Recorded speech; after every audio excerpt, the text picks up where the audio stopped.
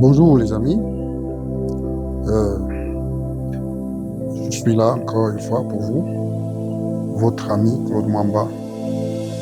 Nous allons aujourd'hui parler toujours dans le sens de la vie dans le royaume de Dieu. Nous allons parler de comment quelqu'un entre dans le royaume de Dieu. Jésus a dit à Nicodème, plutôt Nicodème est venu chercher Jésus pendant la nuit d'ailleurs. Et il lui a dit, Maître, je sais que tu es un grand homme, un prophète qui vient de Dieu, parce que nul ne peut faire des choses que tu fais si Dieu n'est pas avec lui. Et il lui a dit, comment est-ce que je peux faire pour entrer dans le royaume de Dieu? D'abord, ici, j'aimerais éclaircir une chose. Entrer dans le royaume de Dieu, qu'est-ce que cela veut dire? Beaucoup pensent à le temps qu'il va mourir et c'est là qu'il veut entrer dans le royaume de Dieu. Donc, beaucoup pensent qu'entrer dans le royaume, on y entre après la mort. Pourtant, la Bible ne nous dit pas ça. Même Jésus n'a pas dit cela. Entrer dans le royaume de Dieu, selon Jésus, il dit à Nicodème, Nicodème, il faut que tu naisses de nouveau. Il faut que tu naisses de l'eau et de l'esprit. Sinon, tu ne vas pas entrer. Je vais lire ensemble avec vous l'Écriture selon Jean chapitre 3, verset 3.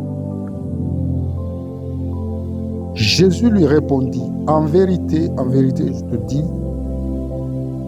je te le dis, si un homme ne naît de nouveau, il ne peut voir le royaume de Dieu. Nicodème lui dit, comment un homme peut-il naître quand il est vieux? Peut-il entrer dans le sein de sa mère? Jésus lui répondit, en vérité, je te le dis, si un homme n'est né d'eau et d'esprit, il ne peut entrer dans le royaume de Dieu. Vous voyez? Donc, naître d'eau et d'esprit, c'est très simple. C'est pas compliqué. Il ne faut pas tout spiritualiser. C'est seulement question d'être baptisé d'eau et de recevoir le Saint-Esprit. Lorsque on te baptise, lorsque tu reçois le Saint-Esprit, tu nais de nouveau.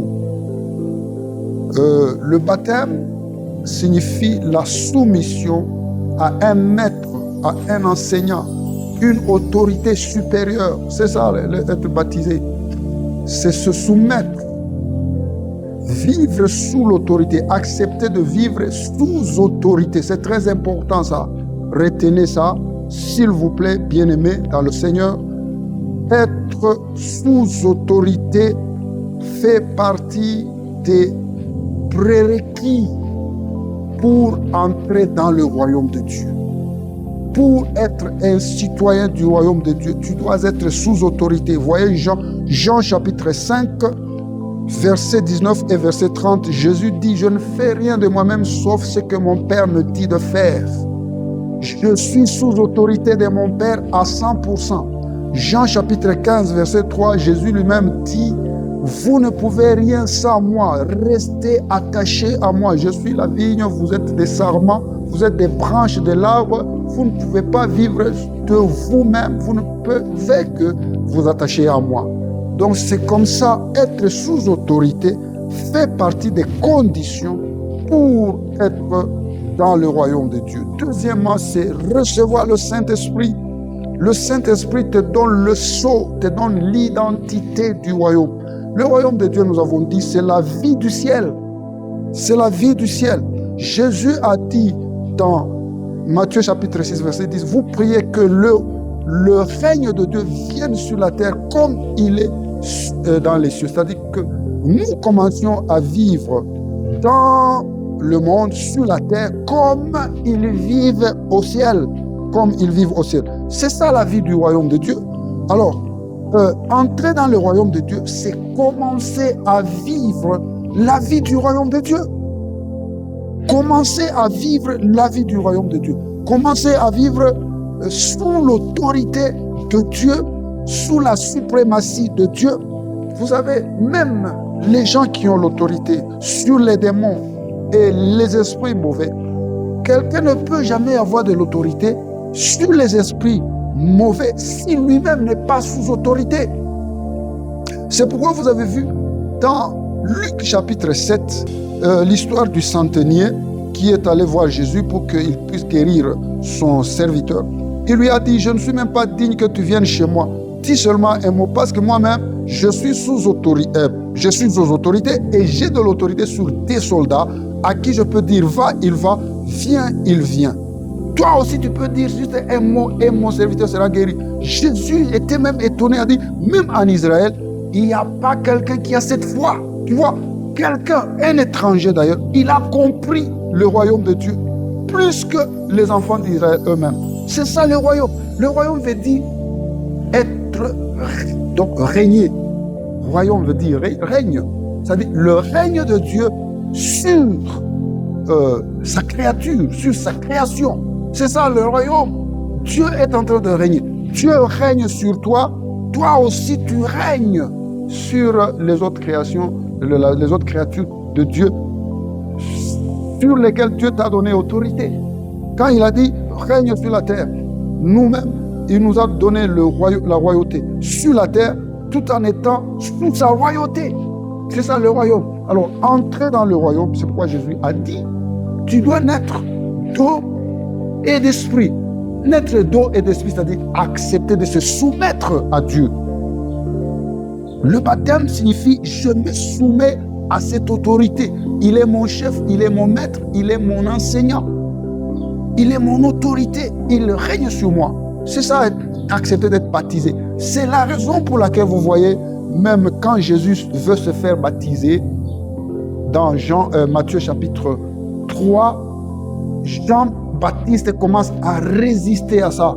Parce qu'il dit, mais comment toi tu veux te faire baptiser par moi, alors que c'est moi qui dois me faire baptiser par toi? Parce que moi je suis censé être sous ton autorité. Comment toi tu peux venir te mettre sous mon autorité? Jésus lui a dit, oublie ça. Nous voulons juste faire les choses de manière juste. Nous voulons suivre l'ordre. Nous voulons suivre la procédure. Jésus était, son père spirituel sur la terre, c'était Jean-Baptiste.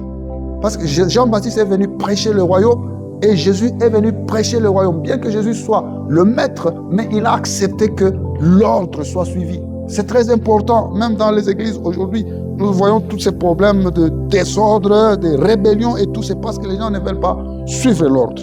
Voilà, tout ça je voulais dire pour essayer de nous faire comprendre c'est quoi le royaume et comment y entrer. Voilà, donc entrer dans le royaume ne veut pas dire mourir et aller entrer. Ça c'est une étape. Bien sûr qu'il y a des étapes, nous allons y arriver, mais aujourd'hui nous devons d'emblée comprendre que le royaume de Dieu, on y entre du moment qu'on est de nouveau, du moment qu'on accepte Jésus comme son Seigneur, comme son Sauveur, comme son Maître, comme son Chef, on se fait baptiser sous son autorité et on reçoit le Saint-Esprit. L'ordre par lequel vous pouvez recevoir le Saint-Esprit et être baptisé, ce n'est pas important. Tu peux commencer par recevoir le Saint-Esprit et être baptisé après. Nous avons des cas dans la Bible. Mais toujours est-il qu'à la fin, tu dois être baptisé, tu dois recevoir le Saint-Esprit. Là, vous entrez dans le royaume de Dieu. Vous entrez dans le royaume de Dieu.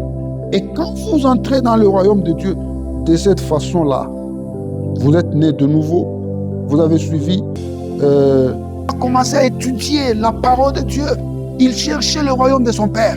Il posait des questions, on lui posait des questions. C'est comme ça que tu dois faire. Toi, un enfant de Dieu, tu dois voir les pasteurs, tu dois voir les anciens, tu dois voir les gens dont qui ont la vie à laquelle toi tu aspires.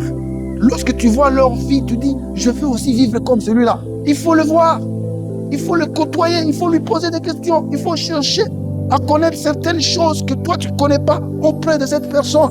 Là, Tu es en train de chercher le royaume de Dieu. Tu es en train de chercher le royaume de Dieu. Donc, il faut arriver à un niveau où tu connais Dieu. Tu connais les choses de Dieu. Tu connais les principes de Dieu. Tu connais les lois de Dieu. Tu n'as plus besoin que quelqu'un vienne te tromper parce que tu connais au moins. Tu connais. Voilà. Parce que la Bible nous dit que mon peuple périt faute de connaissance.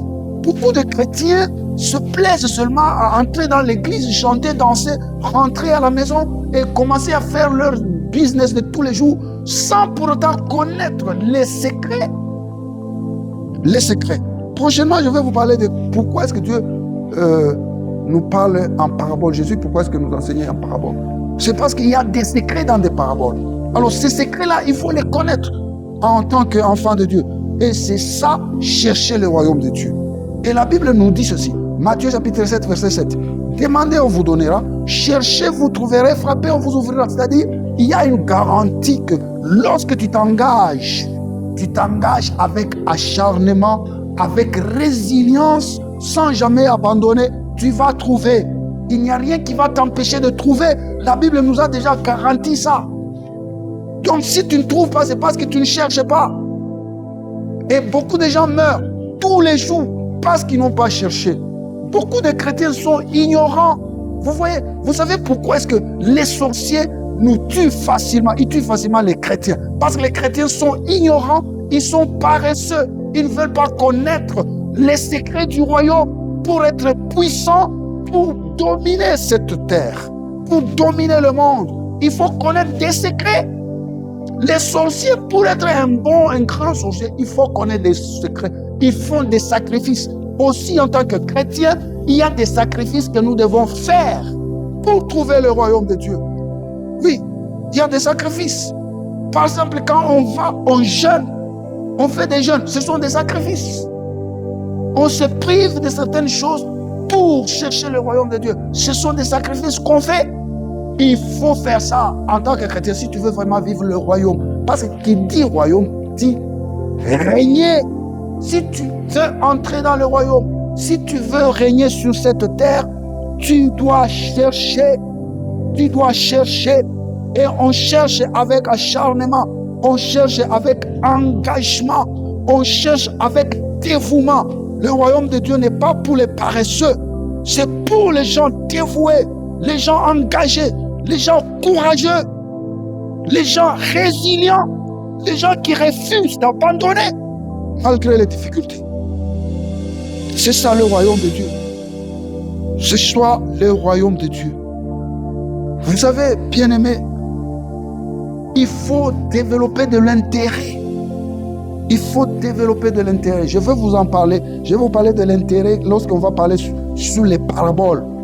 Pourquoi Jésus enseignait en parabole? C'est là que je vais vous parler de l'intérêt. Il faut développer de l'intérêt. Il ne faut pas... Beaucoup de chrétiens vivent comme si ils vont à l'église pour faire un plaisir, pour faire une faveur à Dieu. Tu vois? Et ils sont comme des enfants. Nous, les parents, nous voyons les enfants. Quand tu donnes un petit sou à l'enfant, il va quelque part, il trouve quelque chose qui sera utilisé pour la maison.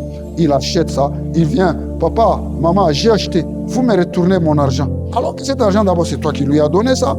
Et puis, il va acheter quelque chose qu'ils vont tous utiliser dans la maison. Il veut que vous lui remboursez. Vous voyez? Pourquoi? Parce que dans leur pensée, ils pensent qu'ils vivent pour vous. Vous comprenez? Les chrétiens, beaucoup de chrétiens, parce qu'ils ont encore le niveau d'enfant dans leur petite connaissance, ils pensent qu'ils vivent pour Dieu. Ils sont chrétiens pour Dieu, alors que c'est pour eux-mêmes. Alors que c'est pour eux-mêmes. Alors il faut développer de l'intérêt.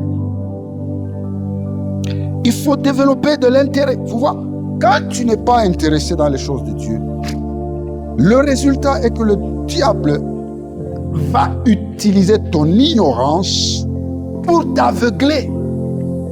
Et tu ne vas pas voir l'importance de même d'être chrétien.